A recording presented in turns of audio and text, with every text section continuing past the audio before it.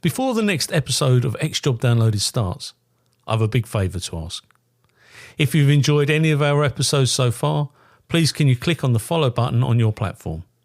I'm on Apple, Spotify, Google, Amazon and YouTube. It costs nothing to follow, but makes a real difference to me as a podcast producer. Thank you.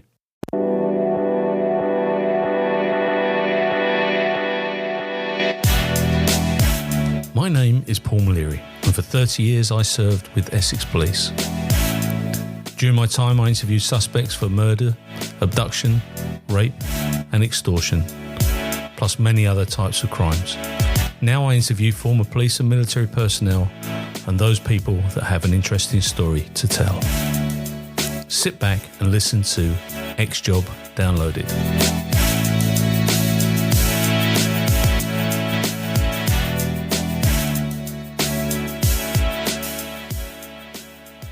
This interview is being tape recorded. My name is Paul Maleary and this is X Job Downloaded. And today I'm going to interview Tristram Hicks.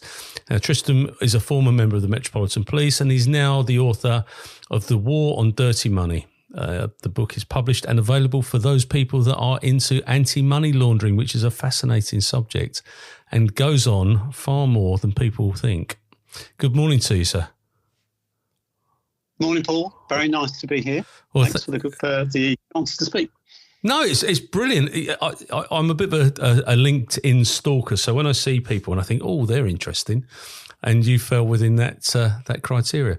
But as I ask everybody, where did it all begin for you, and what was the inspiration for you to join the police? Well, when I joined the police, I didn't know anybody who was in the police, so it was a bit of a blind bet, really. But my story started, I was brought up in Nottingham. My dad was a lawyer. His dad was a lawyer. So there's definitely law in the blood, but I was not interested in working in an office. So after university, I joined the world of audit. Like 10% of all graduates that year, it was the recession year, 1981. There were no jobs around, so a tenth of the graduates, of all graduates, joined the big four accounting firms. I hated every minute of it, except for a wages clerk. A wages clerk in Wakefield had decided that this was the moment to commit a fraud. And we were called back in to do a special audit to discover how he had done it and how it hadn't been picked up in the audit. So I was just fascinated. This guy decided at the end of his career, loyal, famously well thought of employee, and in the last 6 months he decided, right, now's the time. Now I'm going to do it. And he started taking the wages from migrant workers who were going back to Bangladesh and on the books. They carried on working and he pocketed the money. I was just fascinated by that. I thought, well, who investigates fraud? And I thought, well, I'll join the police. They investigate fraud. Fantastic. So what force did you join then? So I joined the Met with the intention of joining the fraud squad, which I did 15 years later. It's the longest application ever made for the fraud squad, I think. Well, so 1981. That was when I left university. Joining the job was 85. Oh, okay, 1985. So you go to Hendon, move down from Nottingham, you go to Hendon, and you're part of a large squad, I would imagine. What was that like for you? Hendon was really interesting. I actually enjoyed it. I mean, I didn't really get on with the uniform side of it and bullying boots and marching and that sort of thing. I mean, the Mets are terrible at marching, so I was in good company, I think. But I found it interesting. The studying was really hard. I mean, much harder than university or anything I've done at school. But in those days, you did rote learning, and that was a vital part of the job, because if you don't understand your powers at 2 a.m. when you're tired and you need to interpret the law correctly, if you don't know it by rote, then you're going to make a mistake. Yeah, absolutely. And I watch with interest some of these social media clips where these poor officers are put on the spot around legislation, and these so-called auditors that go around police stations, they drive me absolutely bonkers. Yeah. But I mean, the solution is you've got to know your stuff, really. And we did learn it. And I had to learn it again for the sergeant's exam and the inspector's exam and so on. Yeah. And it's, I mean, I'm not studious. I was pretty rubbish at school, but I enjoyed the studying for the sergeant and inspector's exams. And although I found it pretty hard. Where did you get posted to on your first posting? Well, obviously I wanted central London because everybody does. And I got sent to Wimbledon because you never get what you want. And my career kind of divides into three bits. I did about a dozen years of uniform operations with some plain clothes, and then a dozen years in the proceeds of crime world, and then a dozen years as an international consultant, again, still with the proceeds of crime. Roughly speaking, that was my career. But the Met gave me great opportunity. I did 15 distinct jobs all in different places. And I had a great career, and I had an overwhelming feeling that the police were making progress and getting more professional. It was a really interesting time that I had. Starting with Wimbledon, where I was on shift. I was there for 5 years. Do you remember the bill? Yeah, of course. Yeah, I know one of the old producers on there. Well, my view is that the bill was the most accurate of the police drama series, and it was filmed in Wimbledon. That's where Sierra Oscar is. It's on an industrial estate. I didn't realise that. We had the script writers in the back of the car. Sometimes I'd watch the bill and I'd see incidents that I had been at. Oh, really? Because I recognised them. I thought, oh yeah, I've been there. That happened 2 weeks ago. So they had to churn out, some real fast time turnaround. And obviously they'd fill in the old vignette within each episode, because they were hour-long episodes, and that was what the Met policing was like. It was just like that first series. That one of the advisors was a guy called Trevor Hermes, who was actually in the Met, and then he left, and I think he maintained his contacts in the Met and used them to good effect when it came to writing or being involved in the advising side of it. What was it like though, being a Bobby in Wimbledon in the mid-80s though? Well, it was a great team, experienced sergeants. Wimbledon is, of course, the nice end, and at the other end is Mitcham. So you do get a real diversity of policing on that particular place. But I enjoyed it. I mean, and I arrested a lot of people. I wouldn't say I was a particularly good thief taker, but I mean, I arrested somewhere north of a couple of hundred people who were charged, and something less than 1,000 over my career. But arrested a lot of people and dealt with a lot of crime and other things. And I enjoyed it. I was starting to get a bit bored, and then I was in the queue for a driving course after 5 years, and the management changed, and I lost my place in the queue. I thought, well, bloody hell, I'll be a sergeant instead. So I took the sergeant's exam and passed that, and that allowed me to I passed well enough to join the high potential scheme. So I opted for that, having never heard of it before, and got through that, and suddenly I was on the high potential scheme, and accelerated promotion beckoned all of a sudden from nowhere. Did you go to Bramshill? Yeah, I did. Yeah. Did the sergeant's course there, the inspector's course there, and passed the sergeant's exam and the inspector's exam first time. The inspector's exam was funny because it was the second Osprey exam. And in the first exam, the Met had kind of got a really, really high pass rate. And there was a lot of disgruntlement about it. And I thought, I bet what they'll do is they'll change the questions. So I learned about cycle racing and badges and all things that we don't really have in the Met. And that's what came up in the exam. Well, there you go. That's why I passed. And crossbows and weights on the string. And, yeah, exactly. Yeah. Absolutely right, yeah. But the exam was a war of attrition because actually some of it was never relevant to the role that we undertook. But I think if you the fittest of the fittest shall survive. Were you at Wimbledon when Rachel Nickell was murdered? I was actually, and I heard it on the radio.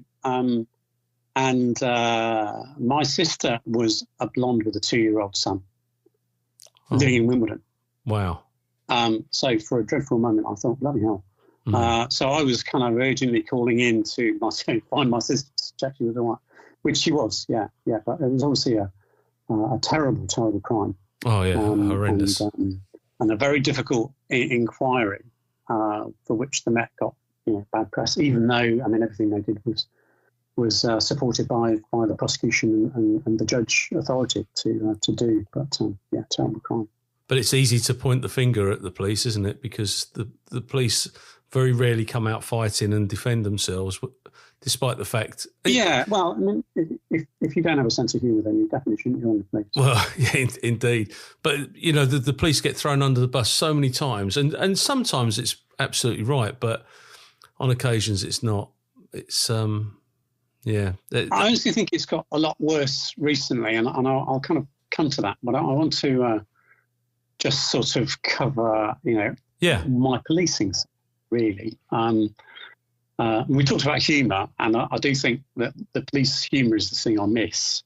When I moved from Wimbledon to Brixton as a sergeant, and again, I'd applied for everywhere else and got Brixton, and it was during the Plus programme. And the Met was sharpening itself up and improving itself. And there were 9 plus points, one of which was the appearance of the force. And at the time, we were changing uniforms. We were getting those NATO jumpers and proper waterproof anoraks and changing uniform. But it all happened piecemeal. So we looked an absolute shower. We really did. All different bits of uniform from the 70s and, brand new stuff. We looked at terrible in that non-uniform force. And someone took the Plus programme notices, which were on the notice board, and they took the 9th one, which was appearance of the force, crunched up the A4 piece of paper, and then pinned it back to the notice board. All crumpled. And it was just all the other papers were pristine, and this one appearance of the force had this crumpled piece of paper. It was just good cop humour. Really like that sort of thing. And I that's one thing I miss. I do miss the humour. I'm not sure that they would welcome my sense of humour anymore, to be perfectly honest with you. Mine neither. And I get it. And every joke has somebody who will be offended. I understand that as well. But sometimes I watched a thing with Jerry Seinfeld, and he actually said, if you don't start laughing at yourselves, there'll be nothing to laugh about. And he's absolutely right, because we don't laugh anymore. And I think in the emergency services, including all hospital staff, there's dark humour. There has to be to get through what you're dealing with.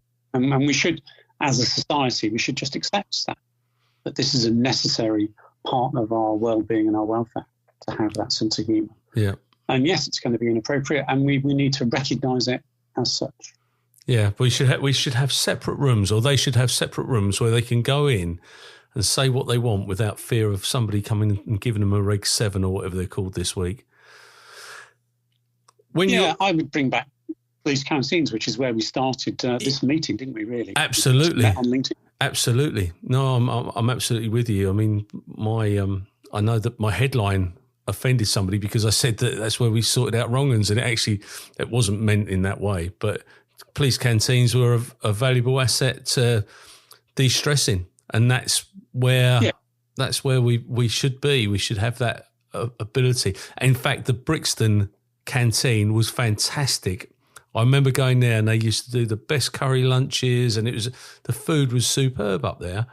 But I feel for the folks that are out there doing it now, because they don't have that opportunity to decompress.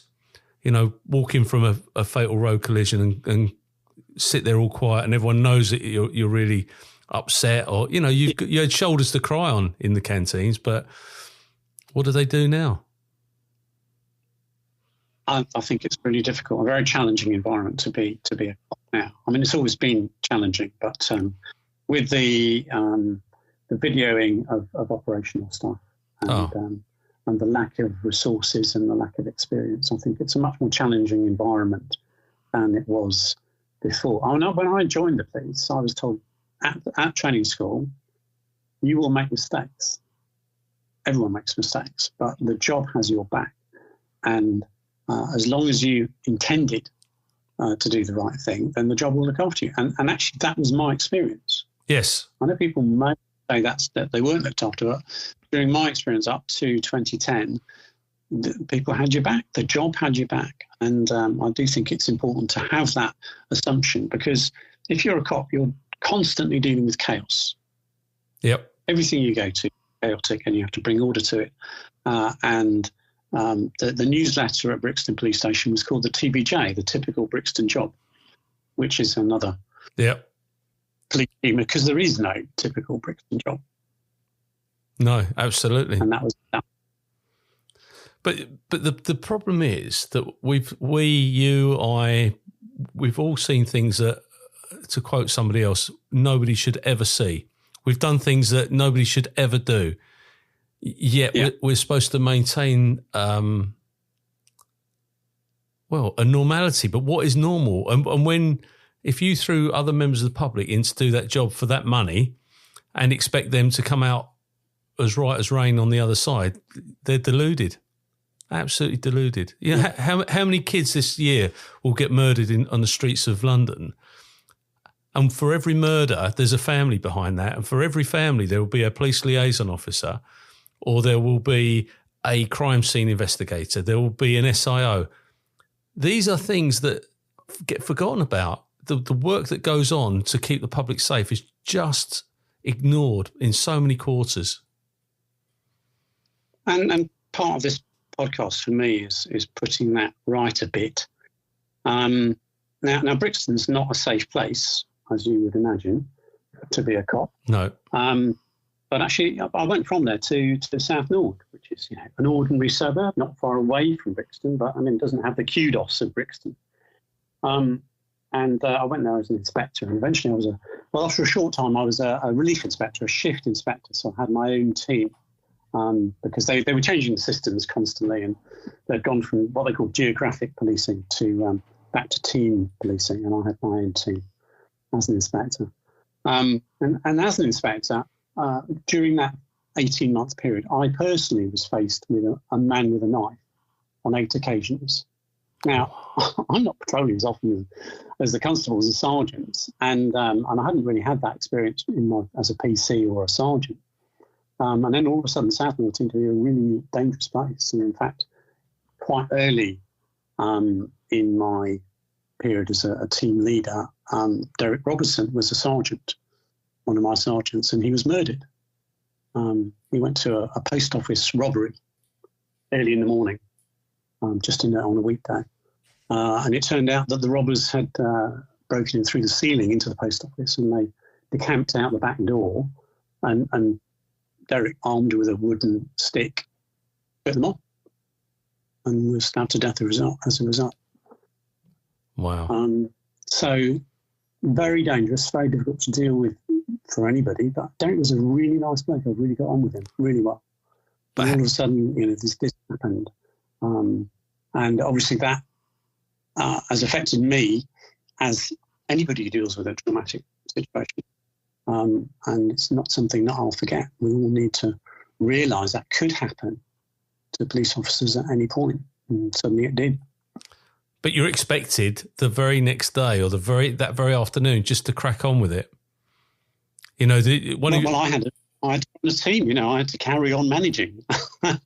During that process in the weeks that followed. How do you deal with that type of situation? Because you're trying to manage a team. They are going to be absolutely distraught because their skipper's been murdered, and you've got to lead.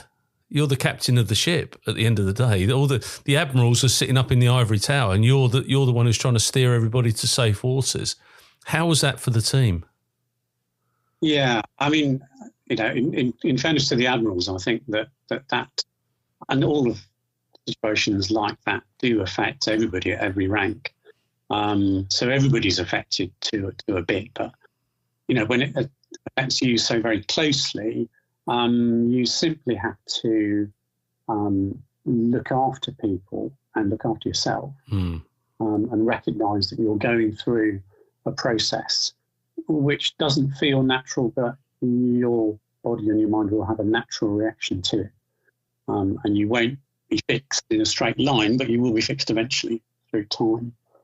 And I think the occupational health that the Met provided was actually very, very good. And I learned a lot through that process of dealing with traumatic incidents, not just affecting the police. People I deal with in my family and friends over the years. Everybody has their traumas to deal with, and I'm much better at providing support.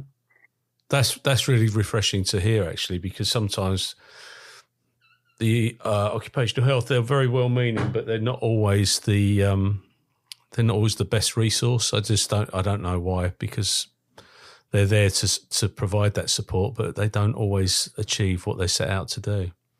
What year was that? That was 30 years ago, 94. Wow. And time is not a healer in those circumstances. It doesn't matter what anybody says. You always remember those people that have been killed in the line of duty. Yeah, of course, yeah. And thankfully they are very few, because I've now travelled the world and been to, places like South Africa, where the police memorial is a very, very long list. Oh, I can imagine. So we're in a very, and that's just one example. Obviously, there are many countries for which policing is very, very dangerous indeed. But thankfully, we're still protected to some degree, by the courts. And I personally think that's where the protection should come from, rather than personal protection. We were looked after by the Magistrate Court when I was a PC. Yeah, absolutely. If anybody laid a finger on us in those days, then they would go away. There was no middle ground. They would get a sentence that was commensurate to the offence that they committed. Police officers were sacrosanct, but now it's the judiciary and from the magistrates up to the judges that actually need to get a grip on what they do around sentencing. But I get it that the prisons are full. They're absolutely full to capacity. But what do? Do they build more prisons? Because it's just, it's unfair. It's unfair on all victims of crime, if I'm honest with you, whether it be the theft of a loaf of bread from the local corner shop right the way through to the upper end of the market. It's just, there's no real justice in so many levels. And I do think, Paul, that we're in a bad place at the moment in criminal justice. Not just the police, but prisons and probation and prosecution services, even defence lawyers. Let me speak for them as well. Since about 2010, the criminal justice system has been starved of resources, and none of us can afford it, because we end up in danger, at risk, as a result of that happening. But that was a choice. Yeah. To not provide the support that's needed, and it's still a choice now, and we need to make that change and reverse the process that's happened in the last 12 to 14 years or so. And before that, during my career, I had a feeling from 1985 to 2010 that the job was getting more professional, that we were succeeding, and specifically when the crime rate hit its peak in 1995, at that point we thought crime would carry on going up forever. It had been going up since 1955. 40 years later, it's still going up year on year. It's become a political crisis, and the police got resources they needed, and policing got more professional because of a number of reasons, including computerisation and the extra pay that Margaret Thatcher had provided 15 years earlier. The result of that extra pay was a better pool of people to recruit from. Yep. At all levels. And 15 years on, those people were in middle management, operational leaders, and they wanted change. They were given the tools to make that change, and the result was intelligence-led policing and better professionalism, and crime went down. But do you think from 95 onwards? But do you think that some of the crime that's gone down is now crime suppression as opposed to a genuine success? For instance, the non-attendance to certain crimes, the public are thinking, well, what's the point? Because if I do report it, they're not going to do anything about it. I remember governors saying, don't go and you had to go and collect the shoplifting crimes. Say if you had one store that got smashed up every week or every day, you'd go and pick them up once a week and they'd go on as one crime. I mean, that was fiddling the books then. But I suspect it's probably got a lot worse. Yeah, I think it's a valid question. The cuffing of crime is the technical term in the Met. Yeah. And are people better at cuffing crimes than they ever were? I honestly don't think they are. No. And because there has been a drive to cut crime, but I actually think in that period of the late 90s, I think there was a genuine cutting crime. At the beginning of the 90s and the 80s, when I was having a social event with friends, someone at the party had been robbed or burgled in the previous week. That was the reality of social life in London. And by the mid-90s, that just wasn't true anymore. The burglary rate was actually genuinely falling. And I was a burglary squad commander at Bexley Heath. This is after South Norwood. I then had a period as a staff officer to an absolute diamond commander, Bill Griffiths, in South East London. This is during the Lawrence inquiry period. I was a staff officer there, and then I went to Bexley Heath as a detective inspector. And using what was then new mapping and hot spotting, we actually caught some real burglars and we got real confessions. And we know that the crime rate fell from 400 a month to 200 a month. Right. In that month period. In fact, at one point, my crime analyst came in from the intelligence unit and he said, well, Governor, I've got nowhere to put my pin. And he was obviously looking very pleased with himself. And I thought, what's this about? So I followed him to the map, and we had a floor-to-ceiling map of Bexley Heath, which was covered with hundreds of coloured pins. And he got a pin in his hand and he said, the average rate is 400 a month, 7 a day. There were no burglaries in the last 24 hours. I've got nowhere to put my pin. Wow. And that was the first time that had ever happened in living memory, basically, which was plagued by burglary. But it was a genuine falling crime that carried on because I've sort of kept tabs on the burglary rate in that part of London. It genuinely fallen. So, did you work with the likes of Clive Driscoll and Colin Sutton? I didn't work with Colin Sutton. Clive Driscoll was a PC at Brixton when I was a sergeant. Oh, was he? I saw him the other week, actually. In fact, I spoke to him last week, but I saw him the other week at football. But because he was on the Lawrence inquiry, wasn't he? He was instrumental in that. What was that like working in the Met when the Lawrence inquiry was being carried out? Well, I was actually a staff officer, so my senior officers were the ones who were in the firing line as the inquiry reached its climax. It was obviously going to be extremely high profile, and it was a terrible event, really, really tragic. Obviously the inquiry took place and the findings took place, and then there were all these re-investigations. And one of the things that chills me as a detective is the word re-investigation. Yeah. Because I had to do some of those myself, and it's a nightmare. No one really explains that re-investigations never really work because you only get one go at the golden hour when the scene is fresh and the witnesses are fresh and no one's tainted anything by asking the question a second time. And re-investigations just never give you the result you want. No, although they did remarkably well with the Lawrence inquiry, in fact.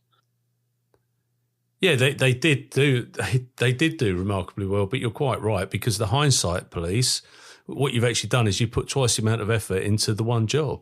And because we all deal with things in a different way, we all write our reports in a different way, it's easy to pick holes in another inquiry. Yeah, all right, there were flaws in the initial Lawrence inquiry, and that's well documented. But any other investigation or reinvestigation, it is the poison chalice, because you don't make a lot of friends when you do them. Yeah. And you never get a fresh witness, because they've been investigated before. They've given their evidence before. And that goes for all of the exhibits and all of the circumstances. You just cannot do it in the same way after the first time. No, absolutely. So how did you then move into the financial investigating element? Because it sounds to me, for the first third of your service, you've gone down the normal progression and done it. And I think that dealing with frauds or financial investigations is out of the ordinary, if I'm honest with you. Yeah, well, it all depends on how you view it, I suppose. It goes back to that wages clerk. I was fascinated by that circumstance. So I eventually joined the fraud squad, and I was a DI in charge of intelligence and the covert operations at the fraud squad from 1999 onwards. And covert side of things in the fraud squad was a really big thing. We did more covert operations than any other single unit. We had our own surveillance team. We had a very strong intelligence and intelligence development side in the fraud squad. But the irony, of course, was that we were walking away from fraud. Unbeknownst to me, I'd just boarded the Titanic because we'd lost the commander rank of the fraud squad in the late 90s. And fraud was viewed as victimless. It was viewed as companies who can look after themselves. Why should it be the public person that's picking up the tab for these investigations, which take an awfully long time, don't generate big sentences at court, and the offenders keep the money. Yeah. So the fraud squad, to try and save itself, changed its name from fraud squad to economic crime and specialist. And it wasn't enough. I think the fraud squad would have disappeared altogether in the first year or two after I joined. But for the Proceeds of Crime Act, certainly the Proceeds of Crime Bill, as it was when I arrived, was being written, suddenly gave us the chance to take the money off criminals. Well, this was a huge difference, because up until then, prior to 2003, all convicted criminals kept all the money. Yeah, unless we put in because I remember, wasn't there an act or part of the act with the drug sequestration act? Was it sequestration act where we could go after money if it was proceeds of drugs? But there was a real performance to get it to court and get. We had a team in Essex that used to deal with that. Yeah, those financial investigators in the 90s are heroes, really. They were using legislation which just didn't work. And the result was that the number of people who had their assets taken away in the 80s and 90s was negligible. I mean, we're talking dozens of people. Yeah. In fact, so I did the figures on it. And in the 10 years up to the Proceeds of Crime Act, all agencies took £15 million a year. That was the average. And in the 10 years after, it was 130 million. And you've got well over 10. You've got to hit them in the pocket. That's the bottom line. Because people, and I find it fascinating, because if I'm right, you can go after money afterwards as well, can't you? I mean, it's it doesn't only relate to the time that they're arrested. If they start to display funds that they can't account for in latter years, then you go after that as well. Yeah, and the Proceeds of Crime Act also has in one of the sections, it has the definition of being a criminal. If you look at section 75, if you ask someone in the street what's a criminal, then they'll give you various answers. But I'm thinking of occupational criminals, habitual criminals, recidivists, people who have a criminal lifestyle. And that's actually defined in the Proceeds of Crime Act. We should use that definition a lot more, really, because it makes sense to people who use it. And if people fulfill that section, then you can take all their assets, everything they've ever earned, everything they've ever paid out is part of the calculation. So it's an incredibly powerful piece of legislation, and we've used it to really good effect. And we went from a few dozen criminals losing a few tens of millions to thousands of criminals per year, you're losing hundreds of millions. And I think that coincided with another fall in crime. Crime kept falling after those years in the 90s, during the early 2000s. And that was partly because of intelligence-led policing. But it was also because we were taking huge amounts of randomly large amounts of money out of the criminal market. And the market collapsed. It just wasn't worth robbing and burgling because your drug dealer would have their assets taken away. I mean, they'd carry on dealing with drugs, but they didn't deal with stolen goods because that was an extra risk not worth having, whereas drugs is still worth the profit. Yeah, you absolutely. I mean, the face of policing changed, didn't it, in the 90s, because with the rave scene and the drugs that were wrapped around it, and Leah Betts dying in Essex and the Essex boy murders and all these high-profile cases, there was so much money being washed around that it was difficult to keep track of. And when you did get somebody that actually had proper money, to take that off them, to have them pocketed, it was absolutely superb. Taking their Rolex watches literally off their wrists in custody for them never to see them again. Yeah. I really think it was one of the three things that made a huge positive difference to policing. And I think that, we continued winning against crime. And in the early 90s, we thought we were losing. The best we could do was manage crime. No one thought we could reduce it. And then suddenly after 95, well, not suddenly, it plateaued in 95.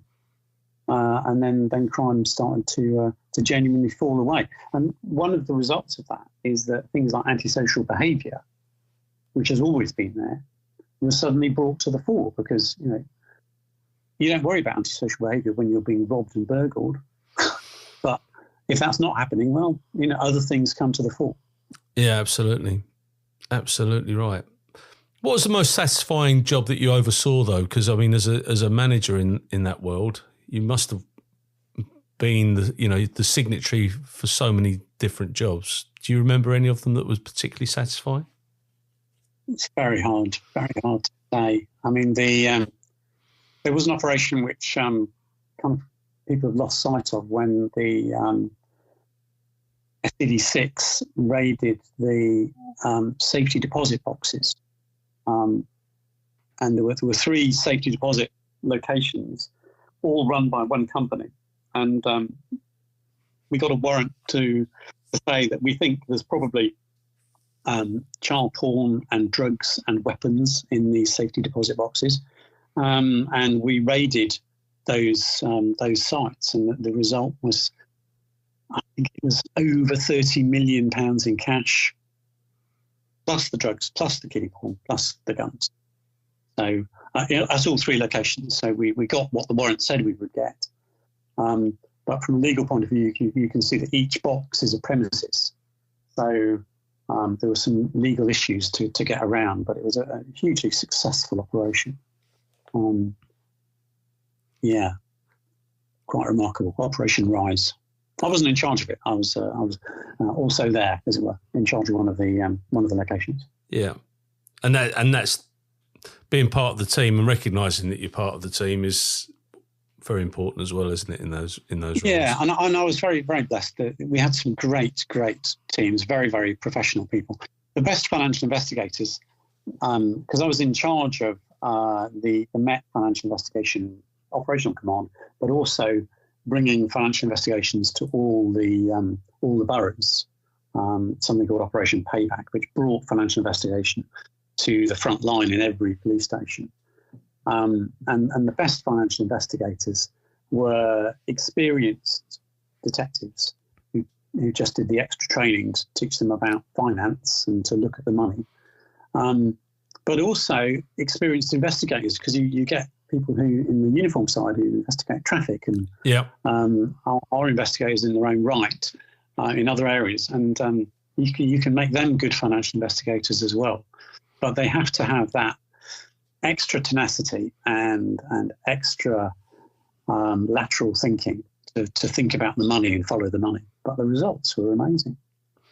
Because I don't even know what the threshold is now. Has the threshold changed? If you got caught with X amount in your car, you had to explain it away, and if you couldn't explain it, it would be seized.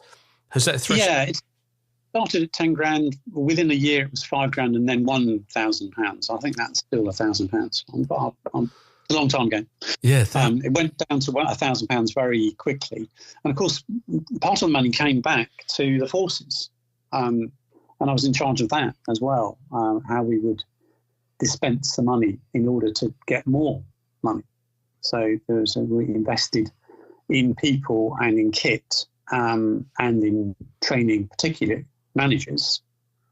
And that resulted in a huge increase. If you look at the graphs for asset recovery in the UK, it's almost vertical in those first few years, first decade or so. Absolutely remarkable amounts of money, and thousands of people. Oh, incredible. Yeah, it is incredible. What point did you then move into the international arena? Well, I kind of done everything I could do in the role of in financial investigation. So I've done intelligence, I've done confiscation, I've done project management, I've done the computerization of it. And I've been in charge of it for about 10 years. And I thought, well, I'd quite like to do the international side of it, and got a job as international policing advisor, brackets proceeds of crime. And basically my job was to train people in foreign countries to do our inquiries, so that when we make a request from the UK, it's received by someone who actually knows what we're talking about. That's the premise of it. Fantastic. And the result of that was I travelled all over the world, met interesting people, as they say, discovered that people keeping the money, criminals keeping the money, was the global norm, and got the opportunity to change that. Very rewarding work. And then I was 3 years at Bramshill, and then retired and went into the private sector, left the job on the Friday and started doing the same thing on the Monday, effectively, and then carried on doing that for the next decade. And I seriously travelled all over the world, wrote the European Union Financial Investigation Manual, which sounds like a really dull piece, actually. But I was coordinating. I didn't write it. I was the project manager. I edited the version in English. It was then translated into 5 languages. It was written by 130 subject matter experts from Spain and Italy and every country in the European Union, about how you can follow the money within the European Union. That was the nature of the book. Still kept at Europol. Has Brexit changed the way that we follow money through Europe now? Well, it's made everything more difficult because we're no longer at the table. We're no longer in the meetings.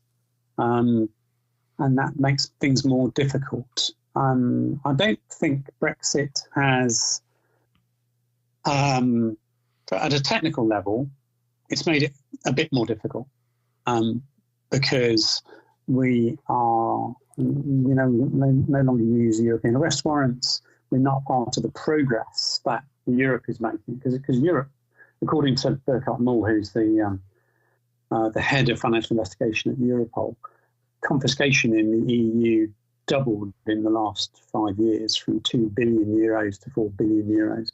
Wow. So they're obviously doing well in the European Union, and we're not part of that progress anymore. No. So yeah, it's going to make us, it's going to make things less safe in the UK. That's the result. And what does it look like from an extradition point of view now? I don't know. I'm just putting it out there. We've still got treaties in place, but if we've got people living on Costa del Crime, I wonder how easy it is to get them back into the UK. Well, you have to go through that process, which adds a layer of bureaucracy to the process. And most importantly, we're not part of the argument. We were part of the argument that said the €500 note is a vehicle for money laundering. Yep. It's no longer going to be legal tender for transactions in the UK. And because you can transact in euros in the UK, but you can't use a €500 note because it's not allowed. Right. And if we were still there, then we could have perhaps persuaded the Europeans not to use 500 or even €200 notes. Because no one in real life ever uses that. The public don't use cash. No. Only criminals and governments use cash. Yeah, I mean, that's an interesting argument, isn't it? Because cash is less prevalent, it's easier to follow the money when it's going through people's accounts, isn't it? You can keep an eye on it. But I was reading an article the other day that it costs us more money if we don't use cash because we're paying bank charges and, people start to lose out on their profits in their small businesses. Yes, that is true. Yeah, because every transaction leaves a trace, and that trace ends up in tall buildings in California, which is not really where you need it to be, really. Because if you use cash, then all of it is recycled back into the economy. Yeah. But obviously, I ended up writing a book. The book was an effort to say, look, I don't want to travel anymore. Explain what your problem is, and I'll tell you where the answer is in. And people will explain their problem. I'll say, well, you need to read chapter 12 or chapter 9. Don't bother me. Just read the book. Who's the consumer for your book? Who reads it and uses it as their Bible? Well, it was honestly, it was aimed at the public, and I think that the publisher put too high a price on it, and so it's not a very accessible book in terms of price. So the people who buy it are in the financial sector generally, and people who are working in that area. But it's aimed at policymakers and the public to understand that the war on dirty money is something we should pay attention to. And if we did, then the world would be a more lawful place. We live in quite a lawless world. Yeah, we do. And that's because corporate criminals are not addressed by our criminal justice system. And they've effectively got immunity. No, because they've actually made themselves inaccessible, haven't they? They've almost legitimised an illegitimate product by what they do, and a lot of these people have got an air of respectability, which makes them almost untouchable, and that's why people with your skills are so important. What's the investment look like, though, for the authorities nowadays with regards to investigators carrying out these roles? Well, a lot of investigation goes on in the private sector. But I think the main issue is that corporations can do what they like. So they can cut down the Amazon forest and they can pollute our seas. And that's because corporations are never called to account. And the reason for that is a gap in the law. And if you want to convict a company of doing those things, then you have to find someone in the company who committed the crime, and you have to connect to that person to the company making that decision. So in effect, you have to get two convictions. And the standard is just too high. Yeah. And it's really, really difficult to convict a person and the company on the same facts, because you have to prove beyond all reasonable doubt that the two things are beyond all reasonable doubt connected. And that is mission impossible. And that's why companies effectively have what I call double immunity from prosecution. And I suppose it's difficult to take a private prosecution, because how would you get the evidence unless you've got court orders and the work that needs to be done? Can you get a court order as a private individual? Well, you can do, but you've got the same issue. You've got the same issue that you have to prove an individual, and you have to prove that individual was the controlling mind of the company. Or nowadays they've eased it a little. You just have to prove that they're a senior officer of the company. Right. But you have to prove that the decision making by the company was with criminal intent beyond a reasonable doubt. This is not possible except with very small companies, effectively. That's what it really means. You can convict small companies, but you can't convict big ones. Mm. Yeah, that's annoying, isn't it? Yeah, that is annoying. So how do you feel your days now that you're fully retired and you've written your book? What do you do? Well, I'm here in France, and there's quite a lot of gardening to do and repairing. I've got a rickety old farmhouse which needs quite a lot of repair. So I'm learning. Fortunately, we've got YouTube tutorials to teach us how to do all these things. But learning French, life's pretty good. I still get asked to comment on law enforcement issues connected to the proceeds of crime, and part of the reforms being suggested in the UK at the moment. I'm still part of that process and engaged in giving my views about it. And I think just returning to policing a bit. The accredited financial investigator system that we have in the UK is the best in the world, no doubt about it. That's interesting. And that's partly because we've got the best legislation and the biggest variety of tools that you can use for financial investigation, but also because all agencies are trained to the same standard and accredited to the same standard, mentored to the same standard, because it's not just a classroom thing, it's an after-class mentoring in the workplace thing. And that profession exists. The thing we didn't quite do, which we should do now, is give all those people the same terms and conditions. Because the problem is that they get all those skills and then they go into the private sector. And those skills are lost to the public sector. But if we can make the career more interesting by saying, well, terms and conditions in customs and tax and police and trading standards are all the same, then people could move laterally between those agencies, and you could have a fascinating career working all sorts of different types of crime. And then you could have a career path going vertically. So you've got people who are trained as financial investigation managers in a hierarchical process, and you can make that a very interesting career. And it wouldn't cost much money.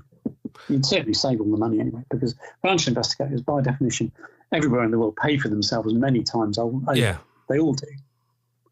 But how do you feel about that? Because there's quite a number of different forces that carry out this work.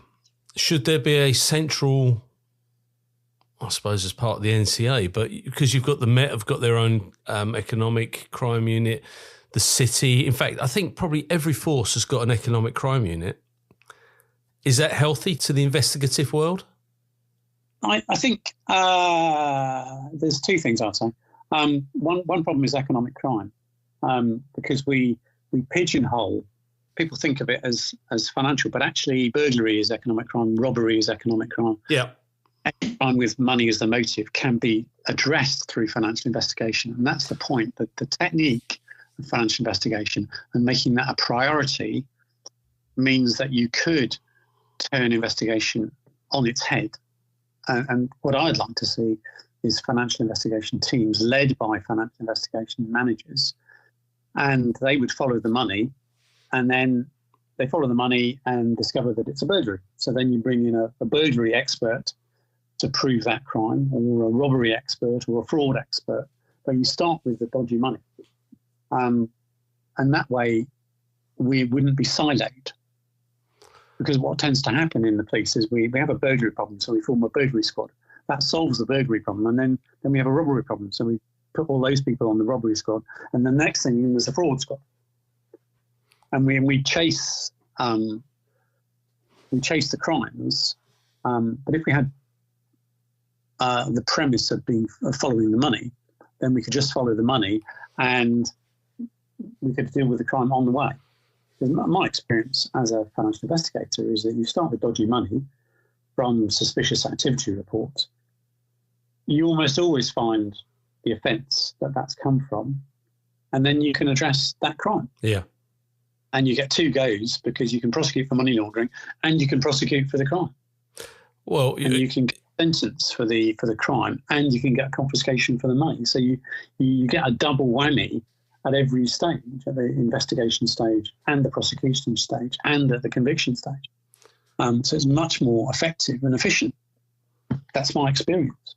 But as we all know, and it's well documented, that Al Capone was caught for tax evasion, not for racketeering or anything like that. And that's exactly. that's where we miss the trick. The police miss the trick because everyone has got it in their gift to look at it from a financial perspective. And the other thing that people seem to forget, organised crime groups are actively involved in frauds.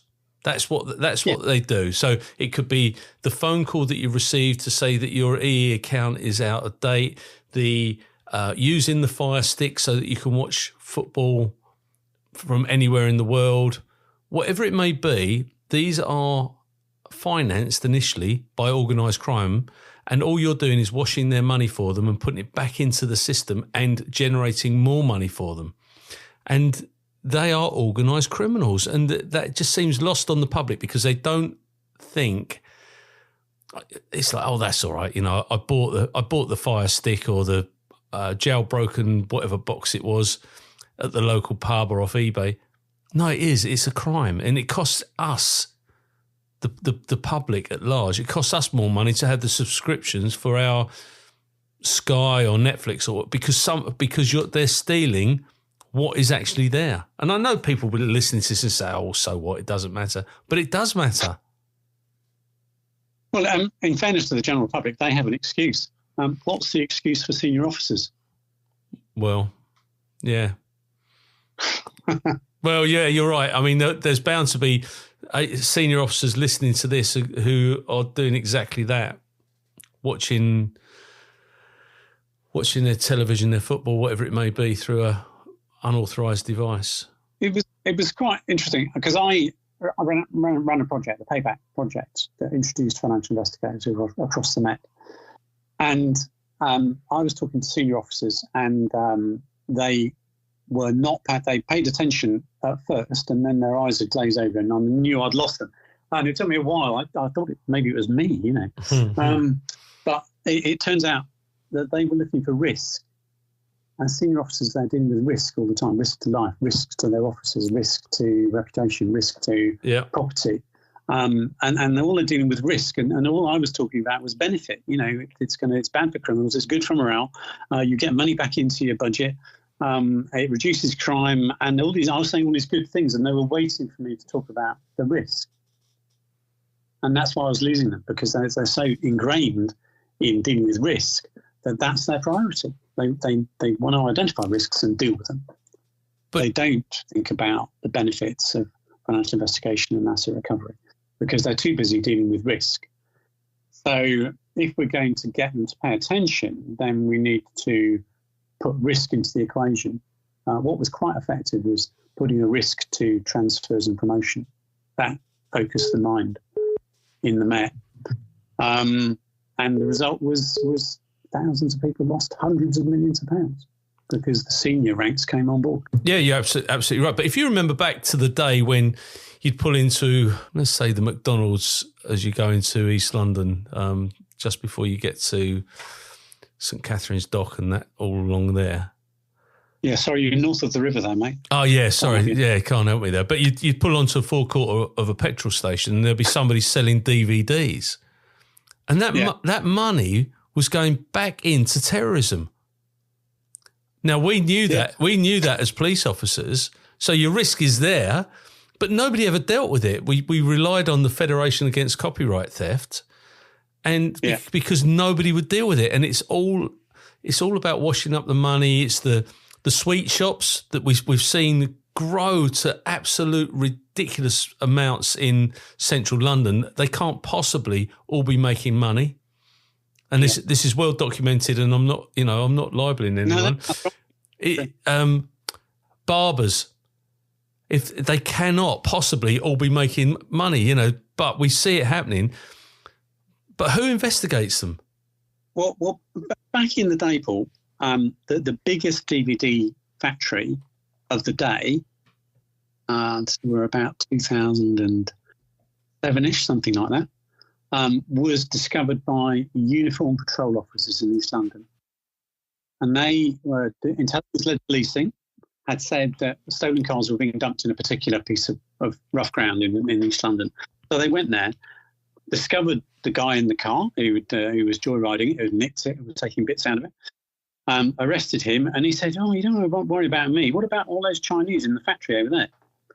Now, those officers could have just taken their collar and gone back to the police station, but bless them, they went to the factory and discovered 10 Chinese illegal immigrants who were producing the largest amount of DVDs that had been uncovered. There was actually a DVD producer making the discs, and they were making DVDs. The other part of the factory was being converted into a cannabis factory.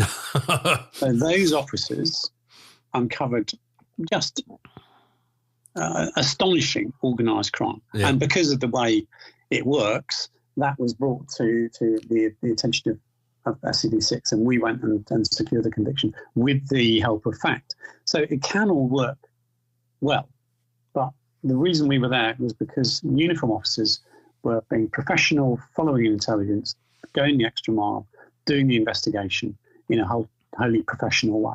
That's why this works in the UK, because we've got this street to central squad system that certainly used to work, and it worked on that occasion.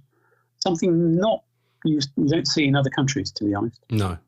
Because we have this officer, the constable rank is an independent investigator, and everybody else supports the officer in the case, supports the constable, including me as a senior officer. I'm supporting the officer in the case to get the resources to do the job. That's how I saw myself as an SIA. And that topsy-turvy arrangement is missing across the world, where things are run by senior officers and they direct what goes on, and they don't have independent thinking constables. They have people who tend to be fairly poorly paid, who are in the police perhaps because it's the only job they can get, and don't have that sense of professionalism on which the UK force is built. And we are more cohesive as a police service. I accept that. I accept that there's the NCA, but we haven't got the. What, grudging me, Paul? No, they're all right. But you know, in the States, for instance, you've got your state troopers, you've got your city police. It's so fragmented, whereas we work to the same set of rules. You know, with the exception of Scotland, and they've got their own, but it's still very closely close behind, so or alongside, parallel. Yeah. But yeah, it's an interesting dilemma. But what was the inspiration to move away from the UK, and how did Brexit affect you when that came about? Well, I bought the house here in 2018. So kind of. And we'd been planning this for years. We'd always wanted to live abroad. We didn't particularly aim for this country, but we'd always wanted to experience living abroad. So that was the driver, and to experience living in another country and speaking another language, and getting the cultural sort of side of things. It was an adventure, and still is. And we got all of those things that I've talked about.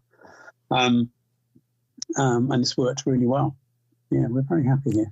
I love France, and I love that part of France that you're in. I don't know if you listen to books, but there is a brilliant author called Ian Moore, and he's written a book called À la mode and La modifique. So Ian's a comedian, and he's written some crime books as well now. But he's absolutely superb. So if you get the opportunity, have a listen, because I'll give it a run. Some of it, I would imagine that it will resonate with you. Yeah, he's very, very good. Have you become residents down there? I got residency, yes. And my wife's Irish, so there we are. Happy days.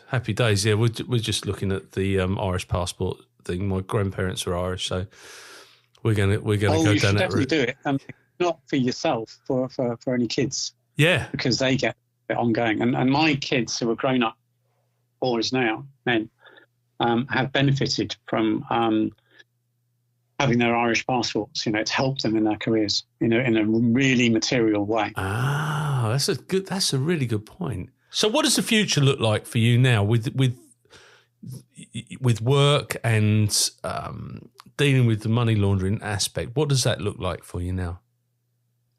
Well, as I've explained to my wife, I've given up being paid for work because I don't want to travel anymore. Right. But I'm still being asked what I think. So I do that because for two reasons, really. One is I think I've got something to offer, which people want to hear about, and that's why I wrote the book. And in UK terms, I think that the UK is in a bad place, and I'm actually quite upset about it. In 2010, at the point when I was at Brands Hill, the UK policing was we called it the gold standard, and people came to Brands Hill to get the gold standard of British policing. And pretty well every chief officer in an English-speaking country, apart from the Americans, was a graduate of Brands Hill. Right. Because, that's where people came to get the gold standard of policing. You say that in public now, and we have been so run down by the media that people would just not believe that that's the case. But 14 years ago, we were a gold standard police force, famously unarmed and famously efficient.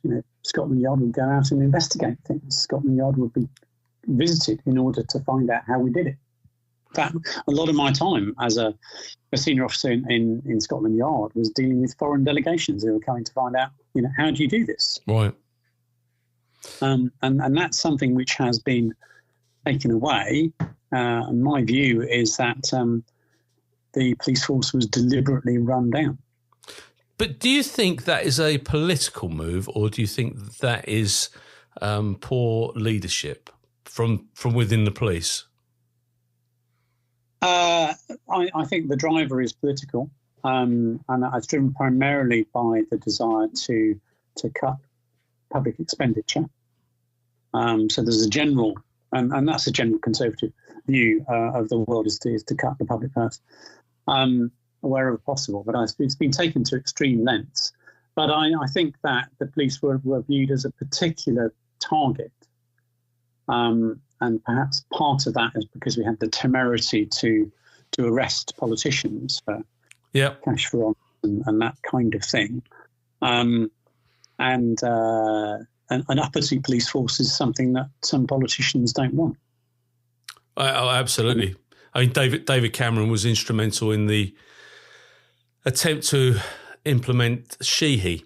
I mean, he was on that working party and was behind all of that shenanigans. And like you say, we challenged it as a body, and we've paid the ultimate price now because we get no support in real terms. We get no support in real terms for law and order. But yeah, it's rather disappointing. But it's Paul. I think it's more than cutting costs, really, because you've also had the status of police has fallen because of the terms and conditions, because of the sale of police stations.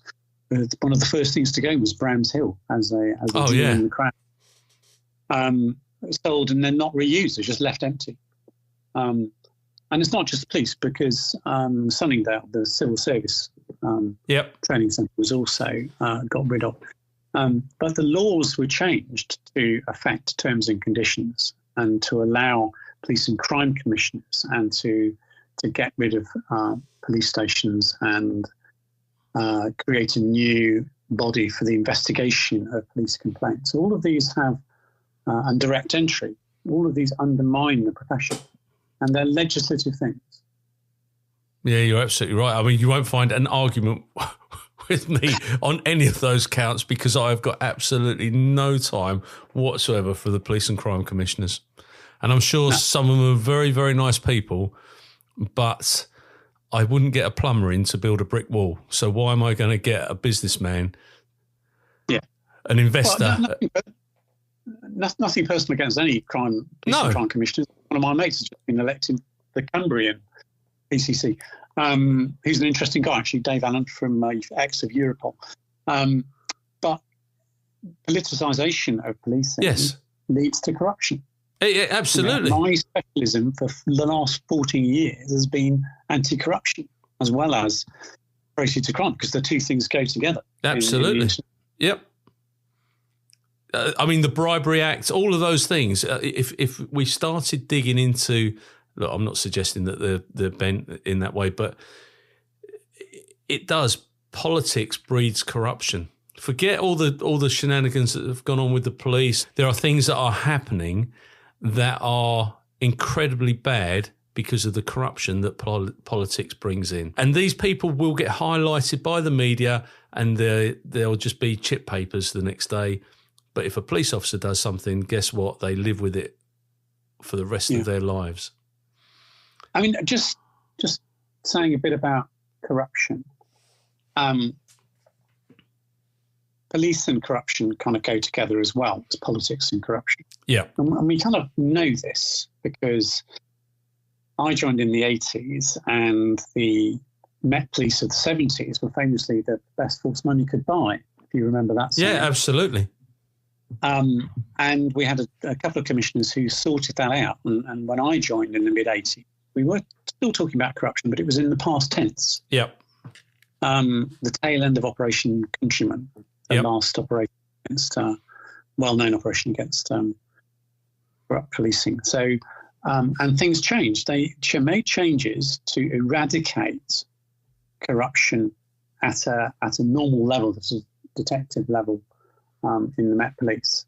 And I went through a career in the Met Police where corruption does happen, but it's restricted to a tiny, tiny number of people who tend to be in small groups, tiny groups, 2 or 3 people.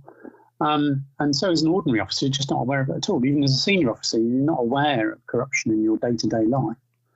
And that's because we're very conscious of the risk of people who want to join the police tend to be people who might abuse their power. Yep. Some people are attracted to that in the same way they're attracted to politics.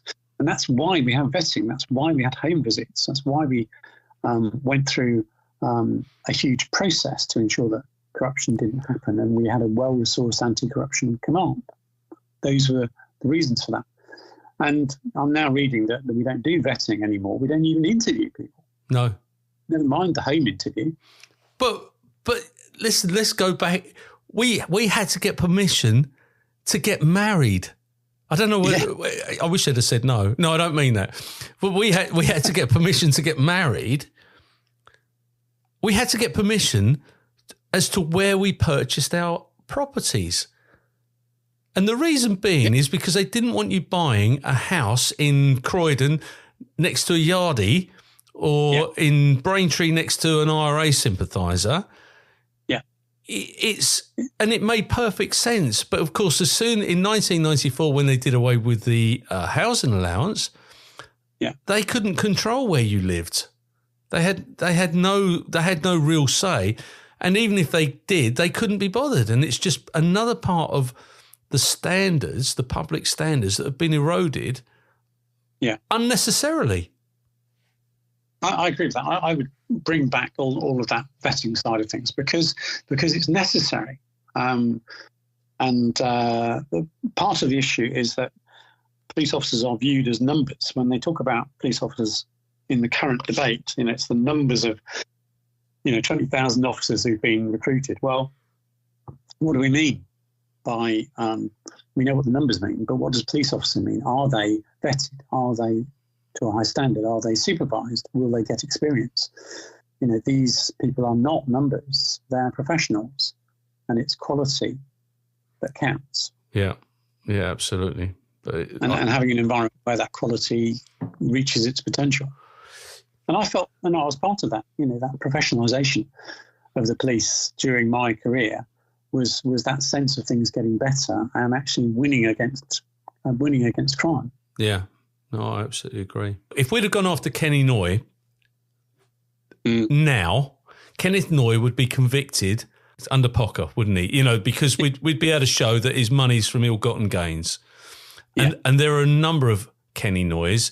In fact, if we'd have gone back to then, that officer probably wouldn't have been murdered because we'd have had him in custody for the way that he was living his life. And I think people lose sight of that when they're driving around in their Bentleys and their brand new Range Rovers and they can't account for where this money's coming from. Yeah. It's so much easier now. But the police need to put, the bobbies on the street, and they're the ones that solve these problems. They need to be putting in their intelligence sheets, whatever they're called, in whatever force, because that is how you build the picture or the jigsaw puzzle, and that's how you put it all together. Yeah, that's absolutely right. And it's joining it together. And that is the task of senior officers, to create that environment. But I think that they're seriously challenged because the number of superintendents is insufficient to provide that level of leadership and management that you need. Now, you could argue about the quality as well, but I'm just arguing about the fact that they're too stretched. Absolutely. And we've all got these middle ground criminals who are living a very, very successful life on a cash, day-by-day cash basis, money laundering, etc. And they just get overlooked because they don't fall within the antisocial behaviour, the low-level crime, drugs dealers, and they sit in the middle. The upper echelon will get looked at by whoever, the NCA.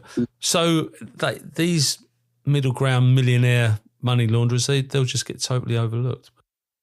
We're just a couple of tales on that. Part of the effort after Pocker was to get financial investigators into the frontline police station. And that was done in Derbyshire and Dorset, as well as the Met and everywhere else in Essex. In Dorset, a guy went into an off licence and he stole 3 bottles of whiskey because he couldn't be bothered to pay for it. And the financial investigator looked at that crime, did some routine checks, and thought, wow, this guy's ridiculously wealthy. It doesn't add up. And he was Dorset's main drug dealer. Really? And he was discovered because he couldn't be bothered to pay for whiskey. Up in Derbyshire, around the same time, the same thing happens. Guy goes into a petrol station and fills up his tank and leaves without paying. Financial investigator at the local police station, going through the crime book, looking for things of interest, discovers this guy, does some routine checks, and the same thing. And each of those were £1 million confiscation orders enforced. That's fantastic, isn't it? That's because you've got financial investigators on the front line, because they're not backroom staff. They should be on the front. Actually, I use them behind the front line. Yeah. Because these are a covert resource that you put behind the lines to find out what the baddies are up to. But I wonder how many seizures they are made each week, each year now. From your basic £1,000 seizures found in the footwell of a car. Yeah, I wonder too, actually, because, we don't, unfortunately, in the UK or anywhere else, publish asset recovery statistics. And one of the issues that I found going around the world is that we think that 80% of countries don't do any confiscation at all. That's what the Financial Action Task Force reckon. And within the 20% that do something, we don't really know how much, and we don't have comparable stats, so we can't compare the UK with France. We can't compare France with Germany. We've got no idea. Yeah. And that is because we've chosen as a world to not collect stats and not make those comparisons. But they're available to us, so we can ask, and they've got to give them to us. But why they don't just publish them, I don't know, because it's got to be a deterrent, unless they're not doing enough, and therefore there'll be no deterrent. Yeah, no, I can't answer that. I mean, I think there's more of a culture of secrecy in the UK than there used to be. Yeah. And part of that is changing simple things like document marking, which changed from not protected to official. Yes. And suddenly nearly all documents produced by official bodies like the police suddenly became not available anymore for no good reason. I think they should be available. We should be transparent. Yeah. Unless there's a good reason not to be, And I was an intelligence professional. I made those decisions. based on the risk. Yeah, absolutely. Well, I'm going to thank you so much for your time today. I found it absolutely fascinating. Yeah, no, and I enjoyed it, Paul. It's good. No, I enjoyed that. When you spoke to Tudders the other day, I was thinking, oh yeah, he's a lovely guy as well. But before we conclude this interview, I've got to give you the opportunity to add, alter, or correct anything that you said in your statement today. No comment. Good man. That's fine. Yeah, pleasure. Thank you so much for your time. Have a great day. It's been a real pleasure. And I'll speak to you when you're older. Yeah, okay, mate. Take care. Okay, God bless. Cheers. Bye-bye.